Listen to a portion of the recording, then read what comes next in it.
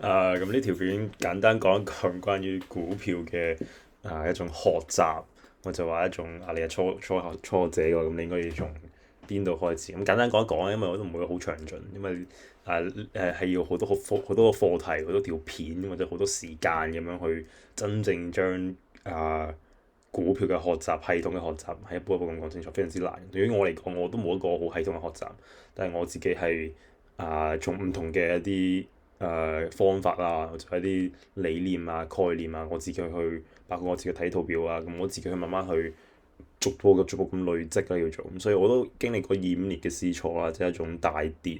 對於我嚟講，我嘅 account 裏面係經歷咗比較嚴重一個損失，所以即係種種啊，即係你有唔同嘅學習方法嘅。咁我自己都係從一開始係比較順利，然之後到後尾2、5年嘅即係一次慘痛嘅失敗。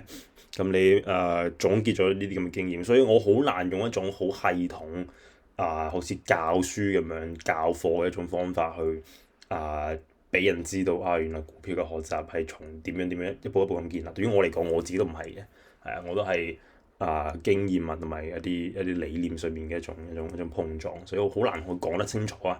咁呢條而家我已經講咗1分鐘，我唔知點解我已經講廢話講1分鐘啦。咁我接下來會用翻普通話去講，因為最近好多朋友問到，最近就是很多朋友問到，就不只是我的台灣一個很好的朋友，還有就微信上面不知道為什麼也有其他人，然後其他的地方也有其他人，很多人問到，然後我就簡單說一說，就不是很系統的去說簡單說一說。那首先，如果你是一個對股票是有興趣的一個人的話，那你應該是會看到一些技術圖表，或者說一些一些基本面的分析的一種說法。我自己呢是主要是走技術分析的，那我基本面我就暫時不講，我單純從技術分析的這個角度去讓大家對股票的圖表有一個基本的一個認知。OK， 那我們首先開始。那你會一打開那個圖表的話，你會看到一大堆這種蠟燭圖，對吧？那你可能看不懂這到底是怎麼回事。那基本上我就不去過多介紹這種蠟燭圖的那種它的那種狀態是怎麼樣。但是我們可以看股價的話，你要怎麼去對股價有一個大致的了解呢？那它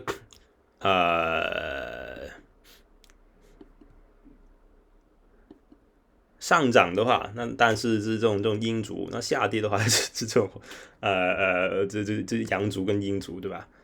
但是如果你要初學的話，那你應該從何開始呢？我建議是從一個比較宏觀的角度去理解股票的一種週期，或者說它為什麼會漲，為什麼會跌你去想這個問題。那到底是怎麼開始呢？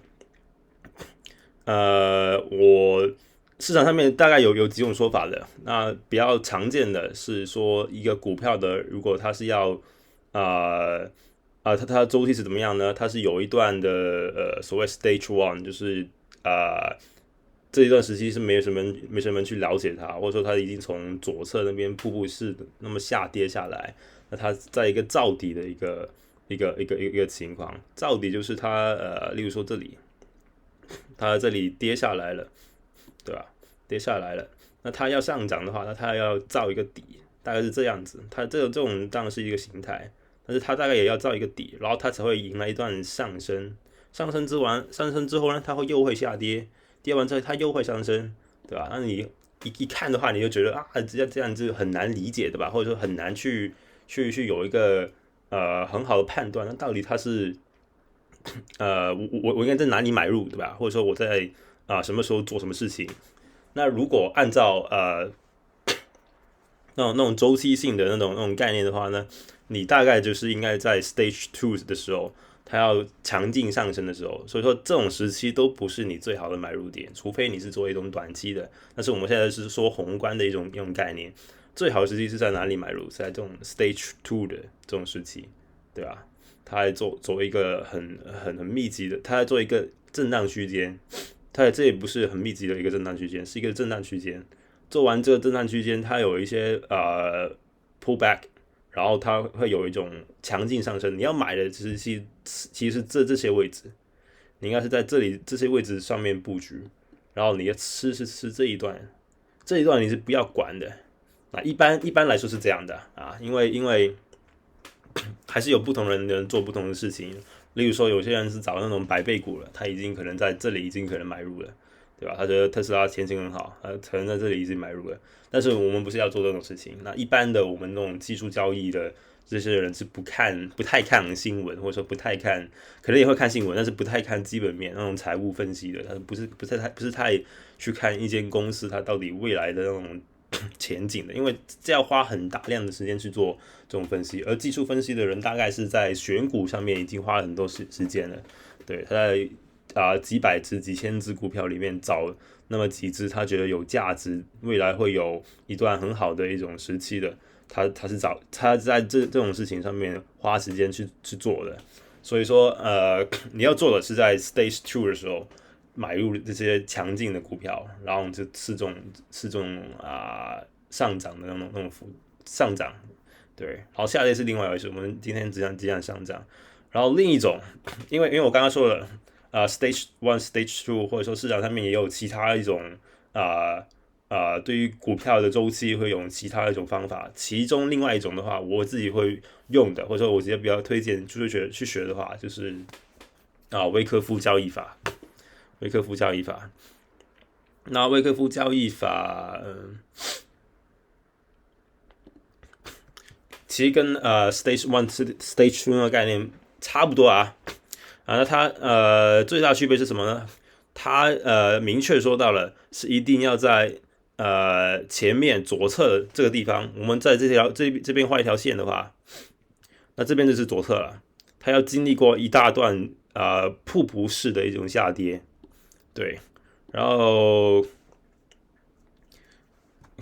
在这些地方它就会有一个造底。那威克夫就是做这些位置最后支撑点，然后那它就是刚刚说到的，应该这种 pullback， 就是上涨跌回的一些点，然后去做买入或者说有些人聪明的话，他可能在这些地方已经在布局了，这也没问题。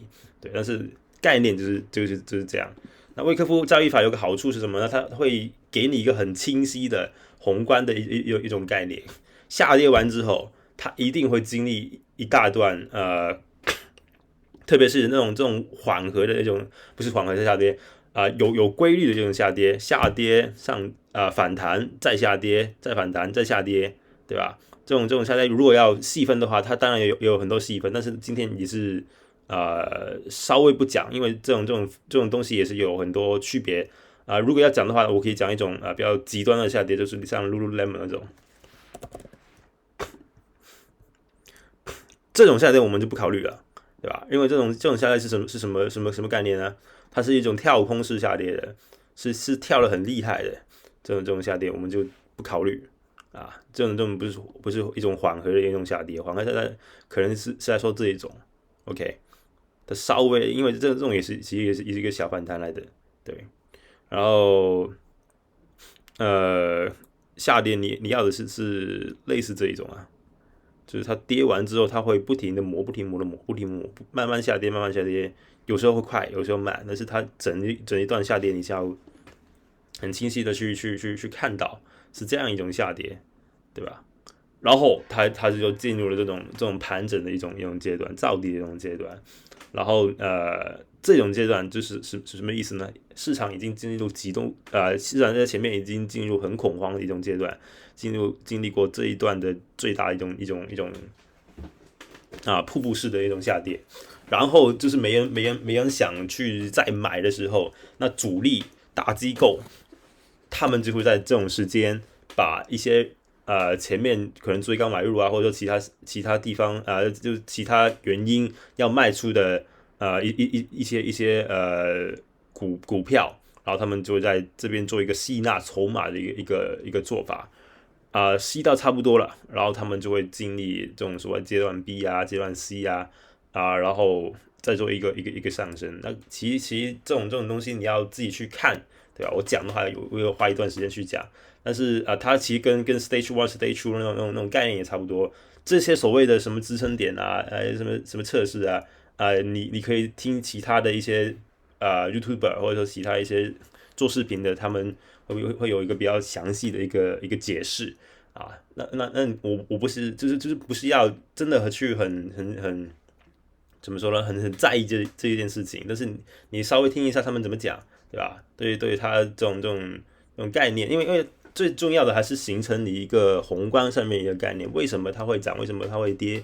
為什麼跌完一大段的一個股票，它要進入一段長時間的一個盤整之後，它為什麼又會漲回來？對吧？它一些突破點啊，它一些交易背後那種概念是怎麼樣的？那其他就這種概念式的威科夫交易法或者說其他交易法，這種概念式都會起到一個很好的幫助，來初期的這種學習。對，因為我現在為什麼我講得很不清晰？因為這種東西對我來說已經是一種記憶了，已經對於我來說，我已經不是一件新奇的事情，所以說我講是肯定講得很差的。那聽一些其他一些博主用那種解讀會更好。對，我現在只是很簡單去介紹一下這些可以學習到的一些方法，對於你初期形成一個概念會很好的幫助。那我重新用回廣東話來講我最近關注的一些股票這是第二個話題啦。對，咁最近我自己做嘅就 Tesla 嘅一啲put 嘅期權啦，即係我估佢會下跌啦，係啦，咁佢目前就已經跌穿咗呢種上方嘅呢種短週期嘅一個叫做所謂嘅呢個fixed terminal， 咁係非常之危險嘅，我認為係。咁我睇睇先啦，一堆亂碼，但係咁呢個係一個都係一條呢條叫做紅色嘅呢條線，非常之隱蔽啊！呢條係一個趨勢線嚟嘅，前方呢個趨勢線已經係篤穿晒㗎啦。當然呢個後面先畫翻嚟啊，咁但係就你喺呢啲位置其實已經估到佢下跌啦，只不過喺呢個趨勢線會俾一個更加明顯嘅一個信號俾你知道即係 Tesla 目前係處於一個下跌嘅一個形勢喺度啦。點解我專門講到咧？因為唔好意思啊，今日有少鼻塞。佢嘅叫做乜嘢咧？呢種下跌咁，目前買 put 喺都係比較算唔算風險大？我自己覺得係，我自己認為係唔大嘅，因為我哋買 put 有一個好大好重要一個要關注嘅地方乜嘢咧？就係佢究竟喺一輪真正嘅下跌之前，會唔會有一個比較強勢嘅反彈？我哋可以見到係乜嘢咧？Tesla 係去到呢個位置之後嘅呢種下跌咧，係冇一個比較明顯嘅一個強勢反彈。咩意思咧？呢啲位置佢冇去到嗰個，其實係你見到佢跌完呢啲位置之後，佢冇翻嚟去補翻呢個缺口，亦都冇去做任何嘅一種比較強勢嘅反彈，只係做呢一種嘅所謂叫拉回。呢種我會叫佢做一種比較磨心態嘅一種即係一種嘢啦，要做。即係佢明明篤穿晒呢啲咁嘅比較重要嘅一啲 terminal 嘅位，但係佢又會反彈一輪，俾人哋以為佢係仲有機會去救一救翻咁樣係咪？包括呢啲係咪渡完村呢又有呢啲咁嘅嘢係咁，但係最終佢會都係市場嘅結果，就係佢仍然係一個下跌嘅一個位置係咪？佢係越創越低嘅，已經低點係咁而家仲係喺度磨啦。咁比較重要一樣嘢就係佢冇反彈去上邊一啲咁嘅位置，所以呢種咁嘅下跌係一個已經係好明顯㗎，已經係冇得俾你去推諉話呢一種仲會唔會有機會再去做反彈？咁呢種反彈嘅力，即係反彈呢種咁嘅反彈會唔會去到呢咁嘅位置？係概率係相對係細好多嘅。最低我而家講下跌啊嘛最低我會看到幾多咧？好多人會呢句話可能好多人會唔中意聽嘅。最低我係看到去呢個位295，呢個係我認為佢最低可能會去到嘅一個位置即係呢一輪下跌去到嘅位置295係啦。當然中間可能會有一少少嘅一啲位置，因為佢前面都有啲好重要嘅一啲叫支撐位啦。例如你話呢個35呢個位置係咪？或者361嗰個位置，我前面呢幾個交易日嘅獲利位都係361。問題係佢而家冇去到，係啦，去到361大概仲有10%嘅一個位置啦，我估應該係，OK 7.5%啦。呢啲位可能係10%或者400蚊嘅時候可能10%，已經去到391呢個位。咁如果佢係咁樣嘅話咧，咁361會唔會成為我個新嘅獲利了結嘅位置咧？未必，可能就唔會啦。我只不過可能喺呢個位置了結完之後，我再買一個更加遠期嘅一個put 嘅一個合約，壓死到佢去到300蚊295呢啲咁嘅位置，我先會停嘅，係啦。因為我相信呢種係一個頗大周期嘅一個回調嘅啲位置啦，係啦。咁佢冇乜可以去推諉呢啲講法嚟去做周線上面嘅連線咧，去到272呢個位，咁呢個係一個都係好重要一個位置，38.2% 嘅一個支撐位，大周期一個重要嘅支撐位。問題乜嘢咧？如果真係要去到呢個位咧，佢要麼係兩種情況，短期裡面佢要好快咁樣去篤翻呢個位，篤到去200即係200或者276嗰啲咁嘅位置。但係正常嚟講佢係唔會嘅，因為 Tesla 佢一個好大嘅一個信心嘅一樣嘢嚟㗎啦，即係好多人對呢隻股票係有好大嘅一個信念喺度。第二呢個係方面，第二佢都係一個比較大體型公司嘅一個同埋一個重要嘅一個SPX， 即係呢個 S&P 嘅一個組成部分。所以呢種咁嘅大型股票要迎嚟一種好猛烈嘅下跌，相對嚟講係少見嘅。出現嘅話咧，咁可能已經係一種股災啦，係啦。出現嘅話咧，已經係可能係一種股災啦，係啦。咁所以短期內急劇嘅下跌比較係唔係常見嘅，即係話佢要快速咁樣去篤到呢條連線咧，唔係一個高概率事件。即係我哋而家講緊下跌嘅一種方向啊，因為下跌咧，你要講下跌啊，有好多種方式嘅，跳空下跌。緩慢咁樣下跌，即係陰跌同埋一種週期下跌，咩意思咧？例如話Alert Bollinger Wave 即係呢種下跌，然之後一浪、2浪、3浪、4浪咁樣，即係跌完一浪佢反彈，跌完一浪又反彈咁樣，去到第5浪咁樣。呢種又係一種下跌方式咁而家佢明顯佢唔係一個行緊浪啦，係咪？佢完全係冇浪嘅一種形態俾你睇到啦，因為佢冇一種好大嘅一種即係一種第2浪嘅一種回調咁所以佢就而家純粹咧就係即係下跌完之後，你見到呢個位置係斜率係緩慢咗，咁我覺得。呢一種只不過係一種呃人入場嘅一啲位置，咁佢係跌穿咗前面比較重要嘅呢個 Vegas Terminal 嘅呢個呢個位置，所以佢即將會迎嚟一輪更加深嘅一個下跌，係我嘅睇法。呢個更加深嘅下跌會唔會係陰跌？會唔會係一種急劇嘅下跌？仍然係有待商榷嘅。只不過目前嚟講急劇嘅下跌係相對嚟講概率係會比起前面講嘅陰跌。或者話一種係陰跌即係慢慢跌咁樣會比較係少見嘅，即係呢種緩慢下跌可能會更加常見因為 Tesla 好似講到大體量公司好難出現一種比較劇烈嘅陰跌，所以即係講完一大輪廢話之後，結論係乜嘢咧？呢種咁嘅連線咧，好大機率會比更加去抬升翻嘅，即係而家呢個位置你見到連線可能去到276呢個位。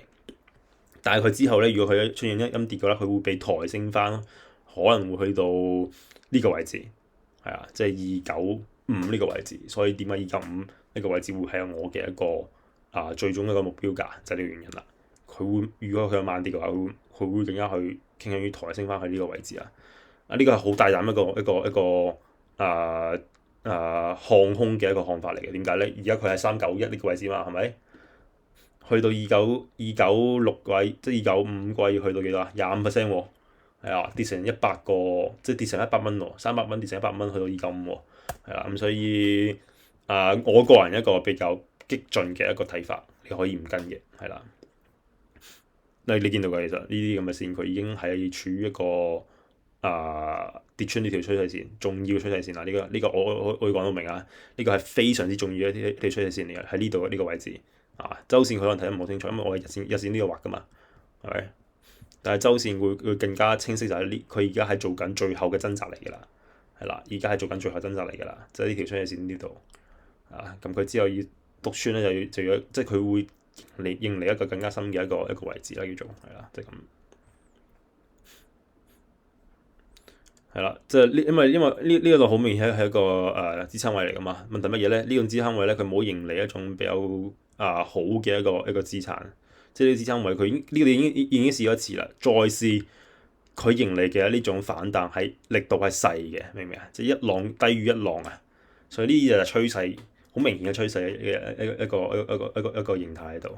好，第二隻我哋要推薦嘅乜嘢咧？就係呢個第一太陽能，呢個近排睇到嘅，呢個係即係今日睇到嘅。要講啲咩咧？嗱，呢個我講結論啦，直接講結論就係我目前會看多嘅，即係我目前會傾向於佢會迎嚟一個比較唔錯嘅反彈嘅。如果要單純講咧，就係呢個位置啦，即係呢個 Figus Tunnel 嘅呢個位置，佢會向上揾連線呢啲位嘅。因為佢經歷咗2輪嘅跳空，即係佢個下跌嘅力度已經係相對比較少。第二，佢喺呢個位置係獲得支撐嘅，呢個大周期嘅Figus Tunnel 呢條線係佢獲得一個大支撐，佢獲得一個好唔錯嘅一個支撐嚟嘅，係啦。包括如果我哋係用翻個理論叫咩？SMC 呢個理論，SMC 呢個理論咧，佢而家都係喺呢個位置獲得一個唔錯嘅一個叫做咩支撐啦，都係咁樣講啦。因為佢呢個所謂呢個區間所謂呢個區間叫做 FVG Fair Value Gap 呢個係一個都唔係一個新生命嘅一個概念啊，只不過佢幾年前有人提過呢樣嘢，咁有效嘅係講結論就有效嘅，咁所以佢喺呢個位置都獲得一個非常之好嘅一個支撐啦。咁你係日線裏面睇完之後嗱，我呢個都要講啦。如果你係一個比較已經有一定經驗嘅一個交易員咧，咁你喺日線裏面睇完咧，一個大周期裏面睇完咧，必須要去到細周期裏面再睇佢究竟係咪有一種好嘅形態喺度做。咁4小時咧，你見到佢呢個位置咧，大概係有少少嘅呢種反彈形勢。咁當然佢呢個位置佢有相對嚟講，佢比較俾人壓翻落嚟啦，所以我哋可以再等一等嘅。等佢真正嘅一個形態上面嘅確立，咁1小時會更加清晰啦。呢個位置佢有一個唔錯嘅一個因為我哋講乜嘢咧？呢個係一個 pullback 嚟噶嘛，係咪啊？呢個係一個拉回之後，我哋會期待佢喺之後嘅走勢係向上噶嘛。所以我哋喺短週期裏面睇嘅乜嘢咧？就係呢種短週期裏面究竟佢一啲重要嘅一啲趨勢有冇被打破？呢種趨勢線我就話你睇其他嘢都好即係佢呢種短期嘅突破對於呢種壓力區間裏面，佢有冇進行一種比較強勢突破例如你呢度睇呢條線有冇被突破？咁你可以確認佢真係一個向上反彈，佢要向上再揾呢啲位，咁你就係食呢一段嘅利潤咁樣係破海觀嘅。要你呢度呢個位我哋單純比較空泛咁樣開始去講203呢個位置，我哋睇可能睇到去日線，我哋睇到去呢個位啊嘛，220呢個位先啦。因為呢個又係比較初期嘅一個咁樣去睇啦。咪如果你去再精確啲一啲位咧，咁你就再用其他工具同埋其他方式去做嘅。咁所以我哋而家一個好初期咁樣去講一講啫。你見到係已經去到9%啦，所以呢種係頗為可觀嘅。即係呢種咁嘅pullback 嘅呢種咁嘅反彈係 OK 嘅，我唔認為有問題係啦。即係佢嘅風險係非常之可控嘅，風險可控同埋利潤可觀。呢種係冇乜理由唔去做嘅，係啦。咁1小時你見到咧，如果佢係一種比較明顯嘅趨勢，佢係即呢啲咁嘅重要嘅趨勢線，如果佢係有進行一種比較好嘅突破嘅話咧，咁你就可以喺呢啲位置去買入啦，叫做即係你呢種咁嘅所謂拉回之後再突破，咁你突破一個位置再買入，咁係一個非常之好嘅一個盈利嘅一樣嘢嚟㗎啦。咁你見到1小時裡面一個更加細週期裡面，佢嘅即係呢啲所謂叫做咩啊？即係啲 fair value gap 佢咧用得到嘅，佢都係咁所以如果你用呢個比較 SMC 嘅一個所謂叫做咩啊？即係你用 SMC 呢個方法嘅一個交易員咧，咁你就可以喺呢啲止損位裏面咧，就係 set 喺呢啲位啦。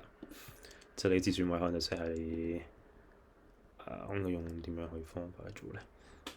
止損位啦，就 set 喺呢個位啦。OK，前一低點190幾，因為會用可能係用呢個，因為我哋會大概知道止損幅度究竟有幾多嘅。我喺邊個位置買，同埋我喺邊個位置止損咁樣。例如我呢個位置再做買入，呢啲係一個呢啲係唔同線啦，叫做唔同嘅一個趨勢線上面要做突破啦。咁我自己呢個咧就比較少人去講嘅。咁我自己係所謂經驗啦，例如話呢個。即係佢喺呢個下跌裏面係咪？咁佢有一種突破，咁你要邊度位置買咧？你呢個位置買，定係你喺呢個位置買？咁你如果呢個位置買，咁佢你嘅所謂叫做咩啊？你嘅講法係乜嘢？即係呢個位置買，咁呢個 FVG 係咪非常之好嘅？咁如果你喺呢個位置冇買到，咁你要再去睇其他嘅一啲，即係你要再確認突破，咁你應該點樣確認咧？咁你就可以用其他嘅一啲線上面1小時唔得，我哋咪睇4小時咯。4小時我咪再畫一條，係咪？咁你再畫多一條嘅時候，咁你咪有另一條嘅咁你會知道另一個壓力嘅一個方向。呢個係好隱蔽，因為正常嚟講壓力應該係一種叫乜嘢咧？應該係一種平面上面見得到噶嘛。呢啲先叫壓力噶嘛。你好難講到係一種趨勢線上面嗰種壓力噶嘛，但係趨勢線嘅壓力都係一種壓力嚟嘅，呢個比較少人講嘅，呢種斜向嘅壓力嚟嘅，呢個叫做係咁，所以係呢個係確實係比較難睇到嘅，同埋係比較叫咩咧？少人用啦，我諗都會係即係啲人可以用都係用一種數叫做Figes Tunnel 或者話用一種呢Figes Tunnel 係一個啦，同埋一個係叫做平行通道，平行通道都係都有人用嘅。咁平行通道咧，呢個當然都係你都可以睇成一個平行通道啦。只不過呢度再或者係咪？咁平行通道但係平行通道更加都係一種趨勢上面嘅確認啦。如果突破咗前面嗰平行通道，同埋跌穿咗下面個平行通道，你就要止損啦。咁但係你有時你又要平面，有時又要斜面嘅，明唔明咩意思啊？即係而家我哋做一個斜面上面去睇噶嘛。咁但係如果你有止損嘅話咧，咁你有時你要用翻止損位咧，你可能用翻呢啲咁嘅位置去做止損嘅，你唔係用平行通道嘅一個位置去做止損嘅。咁所以咧，有時候你嘅止損咧又要去睇翻平面咁樣去睇嘅。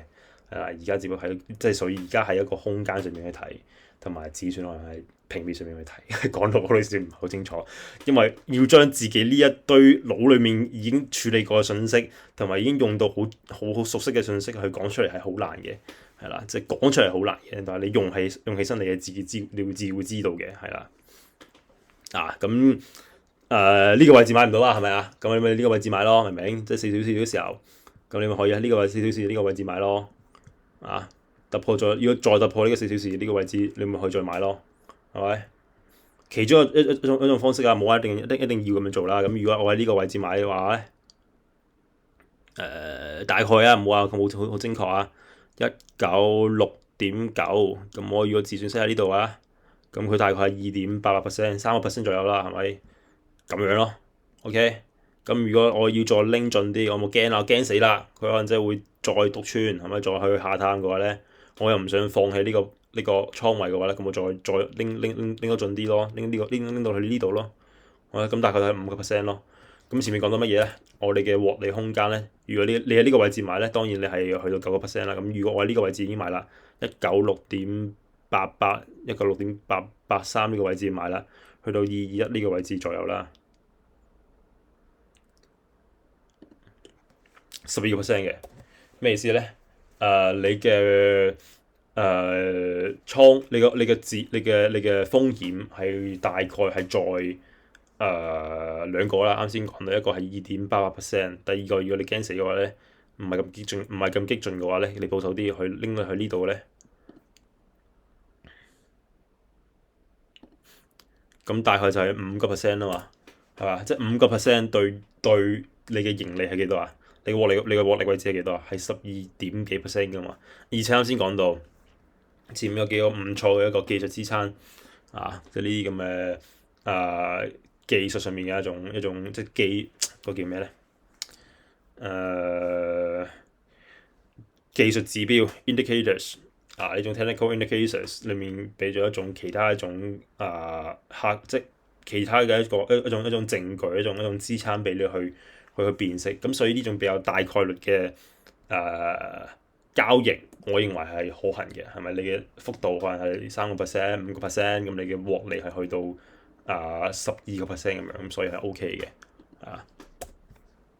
當然你喺203呢個位置都買都冇問題啦，但係我唔會，我唔建議咁樣做啊，因為你嘅止損會放得相對嚟講會比較大啲，咁佢而家呢個市場咧係好中意玩嘢嘅，所以就唔建議咁樣做啦，係啦。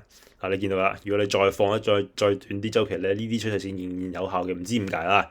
總之呢啲趨勢線係有效，你唔好同市場裡面去做爭拗，係咪？點解啊？係咪1小時裡面畫完之後5分鐘係咪又 OK 嘅？係咪呢啲位置又 OK 嘅？點解咧？唔需要同你解釋嘅，市場中意點就點，其實係啊。所以你係做交易嘅咧，千祈唔好同市場做拗撬。佢如果唔係如你所想像中，佢係繼續係去下跌，係咪？咁佢做一個反彈。咁你就要跟住市場，佢而家就係反彈緊，係嘛？吹佢唔漲嘅，佢而家就係做緊呢樣嘢，係啊。另一個再講多少少嗰時候見到就係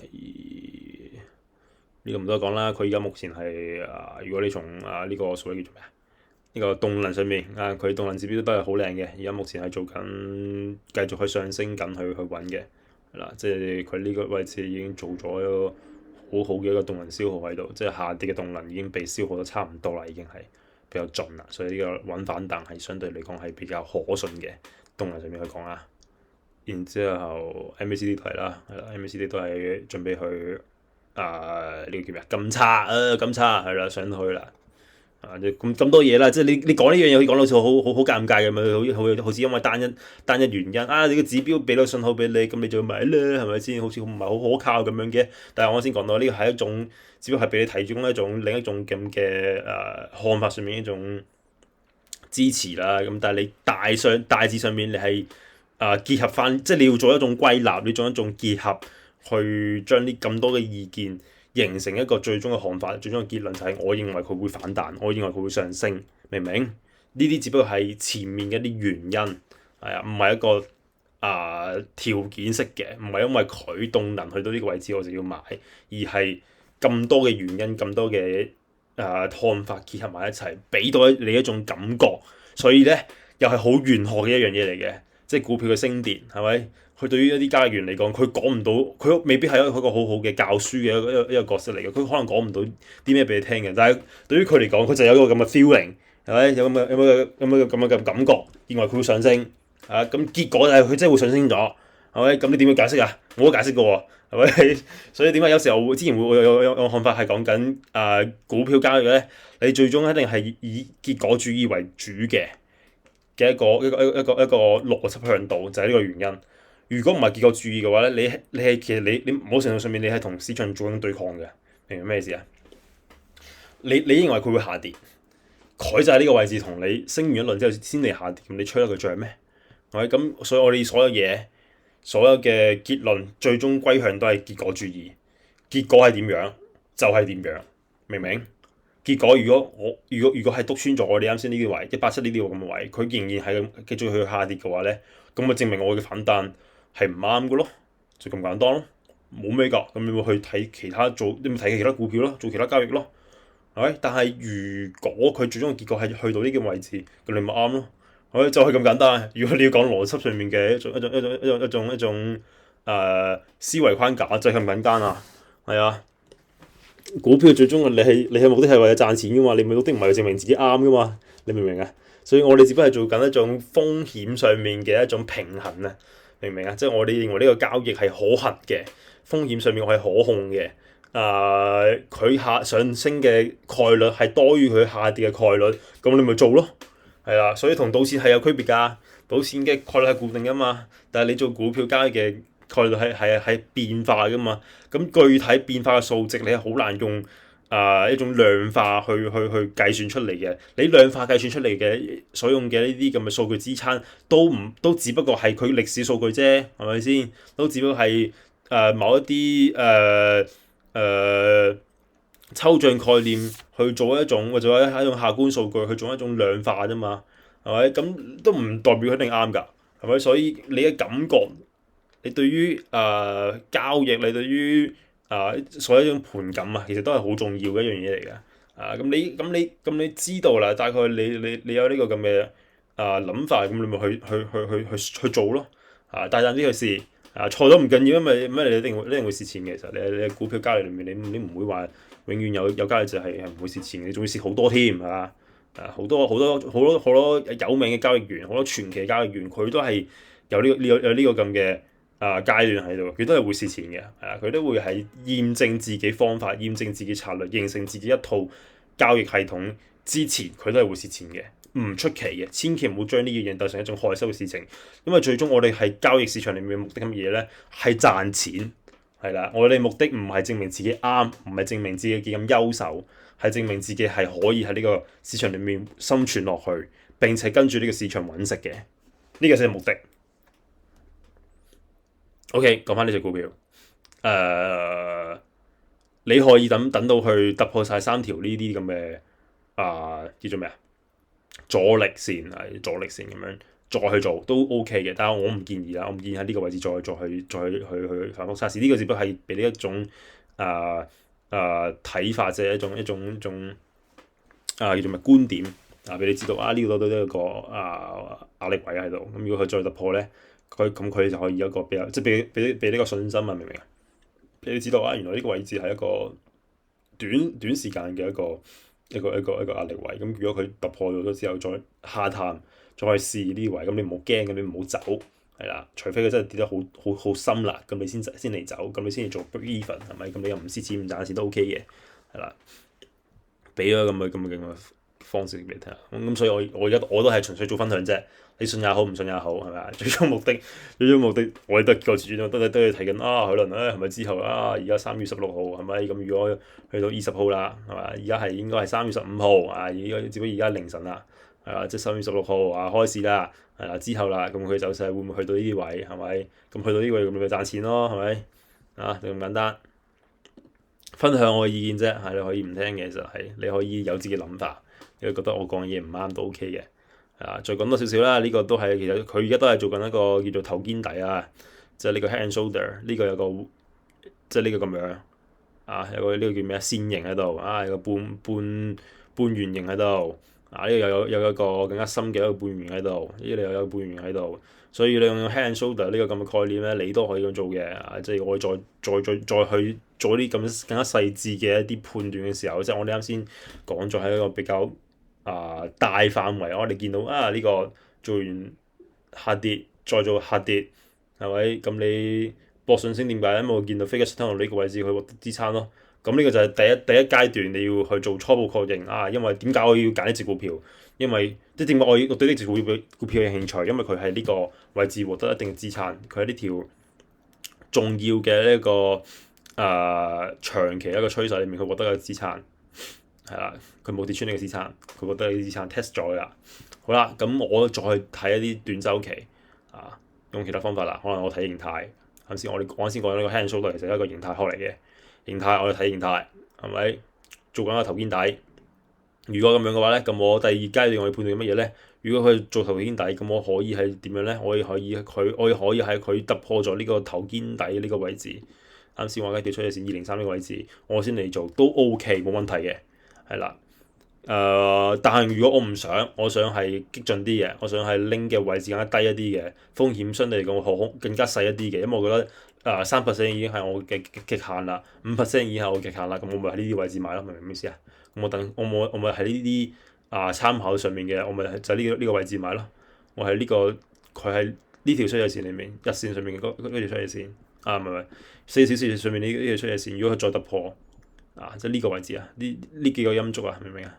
呢個叫做 pullback 啊，佢喺呢個位置再篤穿嘅話咧，我喺呢個位置再買197呢個位置，或者我先講嘅196.88呢個位置，我再去買都係 OK 噶嘛。咁我相對你講，我風險會再細啲咯，因為我大致上面我睇佢係睇反彈噶嘛，所以呢啲位置啊，佢可能喺呢個位置，可能佢唔係水完之後，可能又係好似前面咁樣，可能呃你入去咁樣，係咪？咁佢再嚟做下跌咁樣，係咪？可能去呢個位置先嚟止停咁樣，可能佢再跌多少少，可能呢個位置先嚟止停嘅，再落去咧，佢就唔係 FVG 嘅一個趨勢反轉，佢係一個 OB 嘅一個趨勢反轉，即係佢喺呢個位置再拎，明唔明啊？再去 test 呢個咁嘅壓力位都有可能嘅，但係起碼我係大致上面我係知道我係目標位置，我係去到呢個位噶嘛，明唔明啊？我係估佢將來嘅趨勢會去到呢個反彈位，明唔明啊？所以我嘅止損咪可以放得低啲咯。明唔明啊？咁佢中間喺呢啲咁嘅地方再做點樣行係咪？佢要上升，佢要下跌，佢要磨，唔關你嘅事，因為我嘅目標係去到呢個位啊嘛，係咪？除非你玩期權啦，你玩期權你當然關你事啦，係咪先？咁你玩期權咁你又係更加複雜一個話題。但係你玩股票，你純粹係做緊呢種點位上面嘅博弈啫，係咪先？點位上面博弈，咁你唔需要理咯，係咪？咁佢到止損，你咪止損離場咯。係到止盈，你咪止盈走啦，非常之清晰噶嘛。所以你做股票咧，好重要一個點。我哋已經講40分鐘啦，唔知點解已經講好長啦。我哋盡量講短啲，係盡量講快啲。你做股票咧，你好重要一樣嘢咧，一定要清晰，係啦。唔清晰嘅交易，我哋絕對唔做。佢可上可落嘅話，我哋絕對唔做。有咩例子咧？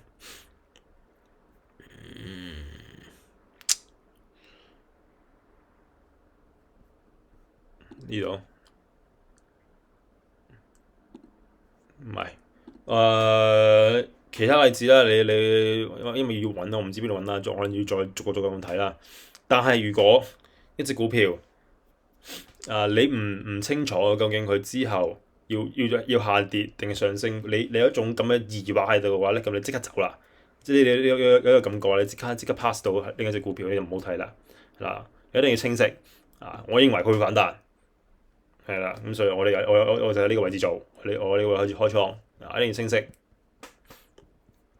再短啲周期睇一睇先啦，呢個位置都係用FVG 咁樣，所以佢再突破去到呢啲位咧會更加好，即係突破呢種短周期上面嘅呢個 fixed time 會更加好，再上啊，明唔明啊？即係因為佢可能會繼續落去噶嘛，呢個都唔係好穩固噶嘛，呢啲咁嘅陰船唔知咩事噶嘛。咁所以再去突破前面嘅呢條4小時嘅呢條線，再上去嘅話會更加穩固啦，叫做。所以你喺呢個位置買會更加好。你喺呢個位置，如果你即刻開盤喺呢個位置，咁你即刻買，咁未必係一個更加好嘅位置嚟嘅。佢可能要再磨一輪之後先嚟上去嘅，係啦。因為佢係一條斜線啦，所以我要講嘅其中一點就係乜嘢？你要關注佢嘅，因為呢條斜線佢不斷咁樣變噶嘛。即係佢而家你喺呢個位置買，可能呢個位置買，係197.6。但係如果再落去咧，呢個位置咧，我再數翻嚟咧，佢兩唔就196或者196.5呢個位置，所以佢不斷咁變化嘅。呢個係斜線其中一個特色啦，叫做。另一個我會用嘅就係一個Fibonacci retracement 斐波納契回調。咁你見到而家咧？有一個比較清晰嘅一個工具嚟㗎，係啊，呢啲價格區間，佢而家喺呢個195.14，所以我啱先講到，如果佢有機會可能會再落去㗎，佢可能會再落去193呢啲位置再做 test 㗎，係咪？可能再落多少少咁樣，篤穿多少少193呢個位，193.2呢度位啊嘛。193、192.8、193呢啲咁嘅位，可能佢再做 test 㗎，再去測試佢呢啲咁嘅壓力位。咁你咪呢個位置再買都 OK 㗎，唔話一定要咩㗎，係咪先？但係如果佢突破咧，咁你咪197呢個位置買咯，係咪？再上啊嘛，即係如果係呢個位置磨啊嘛。如果上到去197，真係突破咗啦，咁你呢個位置買都冇問題㗎。上多少少啊，千祈唔好喺197呢個位置就即刻買啊。我只會係上多少少啊，即係確認佢呢個唔係假突破啊。上到去呢個位咁當然呢前面都有啲呢啲咁嘅壓力位啦，咁呢啲就見仁見智啦。你會唔會再等係咪？再真係上到去呢啲199呢咁嘅位，先嚟再去做買，或者呢啲位確認度更加高嘅。呢啲係個人喜好問題啦。係啊，即係你情緒都係其中一個比較重大因素嘅，就係你驚走失，驚走雞，然之後你再去做啲更加激進嘅呢啲可能上到去呢啲少少位置可能就買啦，但係可能佢有一個陷阱嚟嘅，呢啲冇人知道嘅。係啊，但係點樣陷阱都好，佢都係一個比較可控嘅範圍裡面嘅，呢都係呢個範圍裡面噶嘛，明唔明啊？即係呢個價區間嘅範圍裡面噶嘛。如果你止損放喺呢個位置嘅話，咁你見到呢啲範圍嘅，咁佢點樣就係唔關你事噶嘛。最終佢上到去21呢個位置咪 OK 咯，係咪？關你咩事啫？即係佢中間要點樣走嘅話，係啦，就咁啦。即係呢個位置即係呢個咩啊？FS Yellow Out 第一太陽能。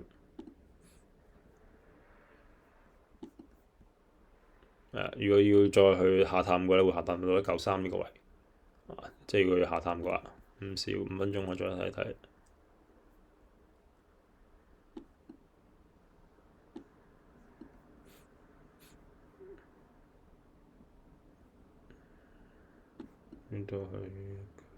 呢個已經用過啦，即係呢個 FVG。咁 FVG 咧就通常用一次，我哋就唔用噶啦，就唔考慮再用噶啦。所以佢要再測試，我應該再測試呢位，即係193啱先講到嘛，或者呢個啦，呢個壓力落多少少咁樣啦。測試呢啲位咁所以去到呢個位會唔會去到呢個位咧？感覺上面就唔會啦。如果問我嘅話咧，我比較直觀上面同你講，我覺得就可能唔係咁大可能性，唔係話唔得，佢可能性唔大，會更加傾向於佢繼續向上去揾嘅，即佢應該就繼續向上㗎啦，就唔會再去落去再揾呢個位。唔係話唔可能，只不過會更加傾向於咁樣向上，直接向上。如果要揾咧，都係揾呢個位，OK 193呢個位，差唔多啦。因為前面呢個位都有個支撐喺度嘛。突破完之後咧，前方嘅壓力位就係成為新嘅支撐啦。呢個係一個好基本嘅概念，OK，非常之可控啊！佢呢個叫咩？呢個風險非常之可控。呢個位置做止損咯，如果193係咪193呢個位驚嘅話，咁呢個位更加可控添，一個%都唔到添。佢呢個嘅風險係嘛？你覺得哎呀你食激進喎，即係激進喎，咁咪再拉到去23.6咯，即係要做一種大回調係咪？咁去到23.6已經比較激限啦。如果穿埋23.6%咧，咁佢基本上呢一段就係失敗㗎啦，基本上就失敗㗎啦。係啊，咁所以拎多落少少咯咁190.6咁1.24%。如果佢真係要再落嘅話，咁你呢個位置買，咁呢個位置做止損。好清晰嘅嘛，你見到我講啲嘢係好清晰嘅嘛。邊個位置買，邊個位置做止損。你嘅止損，你嘅止盈位置喺邊一度。咁所以呢一個就係你最終要達到嘅一個目標。點樣買一個點位喺邊一度，止損嘅位置放喺邊一度。係啦，呢個一定要好清晰嘅，係唔可以俾你喺模棱兩可，或者話好似價格唔錯喎，咁你追高咁樣。任何嘅風險對於一個交易者嚟講都係最大嘅，最好咧就零風險，係咪？零風險個個都愛㗎嘛，係嘛？即係呢個咩？戰錘 40K Warhammer 即係呢個忠誠不絕對就係絕對不忠誠，係咪？自己諗啦就今日我講咁多已經講好耐啦，差唔多成個鐘啦，講好多廢話。但係如果你從我呢個50分鐘裡面嘅廢話揾到，哪怕對你有一些許嘅幫助我諗都係一個即係都係有價值嚟嘅，即係我講咁多廢話都有價值嘅。希望係對你起到幫助嘅，係啦。咁之後因為真係要去做一種好講解式嘅一種解讀式嘅一種教學咧，係要去做編排。你睇下我而家係冇任何資料嘅，其實佢冇做過任何嘅即係資料搜集啊，係咪？我冇一個課題上面去講啊嘛。如果之後有機會咧，會唔會做咧？可能會做啦，我唔知道啦。即係如果教會興趣班啊，或者話我之後要做一個所謂叫咩視頻嘅博主啊，唔知點叫，即係 YouTuber 啦，要做 YouTuber， 係咁可能會做呢一方面嘅資料搜集，咁會起到更加大嘅幫助。或者我要開班教學，我可能會做呢樣嘢。但係呢啲未知嘅，叫做咩啊？即係我喺目前係唔會做一種咁詳細嘅一種資料搜集啊，到真係要去做教學咁樣，我都係純粹分享下我自己嘅個人睇法，我自己嘅個人嘅一啲經驗，同埋我會睇邊啲 channel 咁樣啊，我推薦俾我朋友，台灣那個朋友，就是我推薦，就是推薦他去看追羅嘛，對吧？推薦他去看追羅嘛。非常好的，你看他就有做嘛，因為他就是一個 YouTuber 嘛，他是 YouTuber， 那你看他的影片，對吧？看他早期的影片都可以啊，對吧？他早期做的一些影片都是很清晰的，他做的一些方法啊，教你的方法啊，一些概念也是很清晰的，這就是我們要去看的一些很好的一些教學，就是很清晰的，不是跟你說有的沒的，就跟你講很清晰的一些概念。對吧？一些教學一些方法，那它就是很好的一些入門的一些學習。那另外，如果你要看書的話，那我之前推薦給其他人也是推薦這一本，就是我一開始看的一種啟蒙書，也是看這個我要想一想他名字Robert Miner 應該是，對 Robert Miner， 然後他的書應該叫什麼高效投資策略。高勝算交易策略 ，OK， 高勝算交易策略這本書高勝算交易策略這本書也是非常好的一個啟蒙的一個書 ，OK， 這個非常好，真的非常好，給你很多學習的，對，但是對於你最終的一個形成的一個方法。或者說你一套的交易系統，當然它不是一個最終一個東西，只是說它提供了一個很好的一個學習的一個概念給你，就是你要初步形成你的一個投資上面的一個概念啊，對吧？你的理念啊，到底要怎麼玩啊，對吧？它是一個很好的一本書，追落跟剛剛介紹到的Robert Miner 高勝算交易策略這兩個就這樣。講到這裡啊，我都要停了，不然我會講更多廢話。